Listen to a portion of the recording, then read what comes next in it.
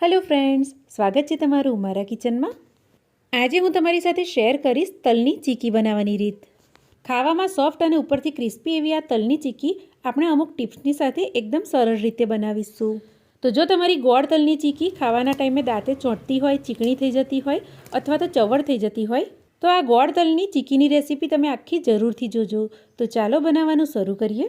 તો આ ગોળ તલની ચીકી બનાવવા માટે આપણે બરાબરથી માપ જોઈ લેવાનો છે। તો ગોળ અને તલનું એક ચોક્કસ માપ અને અમુક ટિપ્સની સાથે આ ગોળ તલની ચીકી આપણે બનાવીશું તો બિલકુલ બજાર જેવી એકદમ પરફેક્ટ ચીકી આપણી બનીને તૈયાર થશે। તો અહીંયા મેં એક મીડિયમ સાઇઝનું બાઉલ ભરીને તલ લઈ લીધા છે અને વજનમાં 150 ગ્રામ તલ છે। તો એની સામે ગોળ પણ આપણે 150 ગ્રામ જ લેવાનો છે, એટલે કે ગોળ અને તલ આપણે એક સરખા વજનથી લેવાના છે। અને જો તમારી પાસે વજન કાંટો ના હોય તો ઘરમાં રહેલી કોઈપણ વાટકીનો માપ સેટ કરીને એક વાટકી આપણે તલ લઈ લેવાના છે અને પોણી વાટકી ભરીને આપણે ગોળ લેવાનો છે। કારણ કે ગોળ વજનમાં હોય છે તેથી આખી વાટકી ના ભરતા પોણી વાટકી આપણે લેવાની છે। તો પરફેક્ટ તલની ચીકી બનાવવા માટે આ ચોક્કસ માપ હોવું ખૂબ જ જરૂરી છે। હવે તલને આપણે એક કઢાઈમાં લઈને શેકી લેવાના છે। તો મીડિયમ ટુ સ્લો ફ્લેમ પર તલને આપણે સતત હલાવતા રહેવાનું છે અને તલ ફૂલી જાય ત્યાં સુધી આપણે એને શેકી લેવાના છે।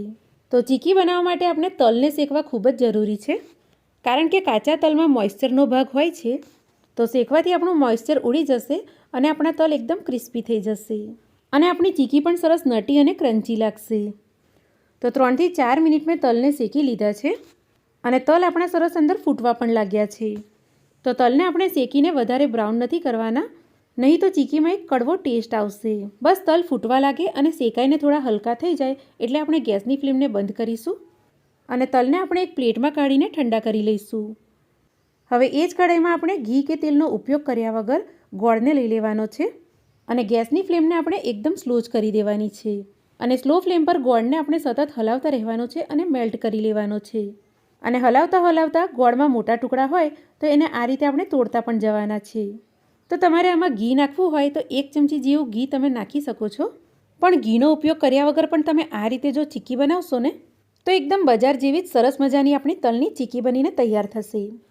તો હલાવતા હલાવતા આપણો ગોળ સરસ ઓગળી ગયો છે। હવે આ ગોળને આપણે 2 થી 3 મિનિટ માટે સ્લો ફ્લેમ પર જ થવા દેવાનો છે અને હલાવતા પણ રહેવાનો છે અને ગોળનો સરસ પાયો બનાવવાનો છે। તો જુઓ 2-3 મિનિટ પછી ગોળમાં આ રીતે સરસ બબલ્સ આવવા લાગશે તો આપણો ગોળનો પાયો એકદમ પરફેક્ટ થયો છે કે નહીં તે આપણે ચેક કરી લઈશું। તો એની માટે વાટકીમાં આ રીતે આપણે પાણી લઈ લઈશું અને ગોળના 2-4 ડ્રોપ્સ આમાં નાખીશું। તો જુઓ તમે જોઈ શકો છો ગોળનો પાયો હજુ બરાબર નથી થયો, ગોળ હજુ આ રીતે ખેંચાઈ રહ્યો છે, એટલે કે ગોળનો પાયો હજુ આપણો બરાબર થયો નથી। તો 2 થી 3 મિનિટ હજુ આપણે ગોળને થવા દેવાનો છે અને ગેસની ફ્લેમને આપણે એકદમ સ્લો રાખવાની છે, એ વાતનું પણ આપણે ધ્યાન રાખવાનું છે। તો 2 મિનિટ થાય ત્યારબાદ ફરીથી આને આપણે ચેક કરી લઈશું। તો જુઓ 2 મિનિટ આપણી થઈ ગઈ છે અને ગોળ આપણો સરસ ફૂલી પણ ગયો છે। તો ફરીથી આને આપણે ચેક કરી લઈશું। તો પાણીમાં 2 થી 3 ડ્રોપ્સ ફરીથી નાખીશું અને ગોળને તોડીને જોઈશું। તો જોયું ને કે કેટલો સરસ રીતે આપણો ગોળ તૂટી ગયો છે। તો ગોળ આ રીતે સરસ તૂટે અને ગોળનો કલર થોડો આ રીતે ચેન્જ થાય અને ગોળમાં સરસ ફીણ આવવા લાગે એટલે સમજવું કે આપણો ગોળનો પાયો બિલકુલ તૈયાર થઈ ગયો છે। એટલે તરત જ આમાં આપણે તલ નાખી દેવાના છે અને તલ નાખ્યા પછી ગેસ આપણે તરત જ બંધ કરી દેવાનો અને એકદમ ઝડપથી હલાવીને તલને આપણે ગોળ સાથે મિક્સ કરી લેવાના છે। તો આ રીતે જ્યારે તમે મિક્સ કરશો ને ત્યારે ગોળની ચાસણીના તાતણા પણ તમને આમાં દેખાશે, એટલે કે ગોળનો પાયો આપણો એકદમ સરસ બન્યો છે એમ સમજવું। તો તલની ચીકી બનાવવાની એકદમ જ સહેલી છે, બસ ગોળનો પાયો બનાવતી વખતે જ આપણે આમાં ધ્યાન રાખવાનું છે। તો સરસ બધું મિક્સ થઈ જાય ત્યારબાદ આપણે કિચન પ્લેટફોર્મની ઉપર તેલ થોડું લગાવી દેવાનું છે અને ગોળ તલનું મિશ્રણ આની ઉપર આપણે નાખી દઈશું। તવેથા પરનું મિશ્રણ પણ આપણે ચપ્પુની મદદથી આ રીતે કાઢી લેવાનું છે। તો આ ગોળ તલનું મિશ્રણ અત્યારે બહુ જ ગરમ છે, તો તવેથાની મદદથી જ પહેલાં તો આને આપણે આ રીતે થોડું ફેલાવી લઈશું અને ત્યારબાદ તેલવાળો થોડો હાથ કરીને હાથની મદદથી થોડું આ રીતે ફેરવીને આને સેટ કરી લઈશું અને આ બધી પ્રોસેસ આપણે ગરમ ગરમમાં જ કરવાની છે। જો મિશ્રણ ઠંડુ થઈ જશે ને તો આપણી ચીકી સારી રીતે વણાય નહીં અને પાતળી ના વણાતા જાડી જ વણાશે। તો આ રીતે સરસ મેં ફેરવીને આને ગોલ શેપ આપી દીધો છે। તો હવે વેલણની ઉપર થોડું તેલ આપણે લગાવી દઈશું અને ચીકીને આપણે વણીને પાતળી તૈયાર કરી લઈશું. અને ગરમ ગરમમાં જ ચીકી આપણી જેટલી ખેંચાઈને વણાઈને પાતળી થાય એટલી પાતળી કરી લેવાની છે. બસ મિશ્રણ આપણું ઠંડુ ના થઈ જાય એ વાતનું ખાસ ધ્યાન રાખવાનું છે, નહીં તો ચીકી આપણી સારી રીતે નહીં વણાય.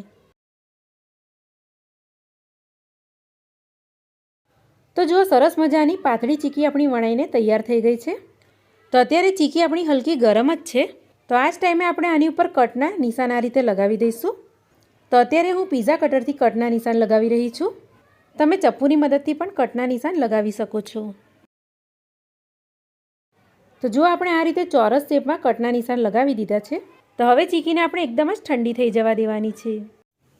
તો જુઓ, 15 મિનિટમાં ચીકી આપણી સરસ ઠંડી થઈ ગઈ છે અને સાઈડ પરથી ચેક કરીએ તો સરસ તૂટી પણ રહી છે. તો હવે ચીકીના બધા પીસ આપણે આ રીતે છૂટા કરી લઈશું.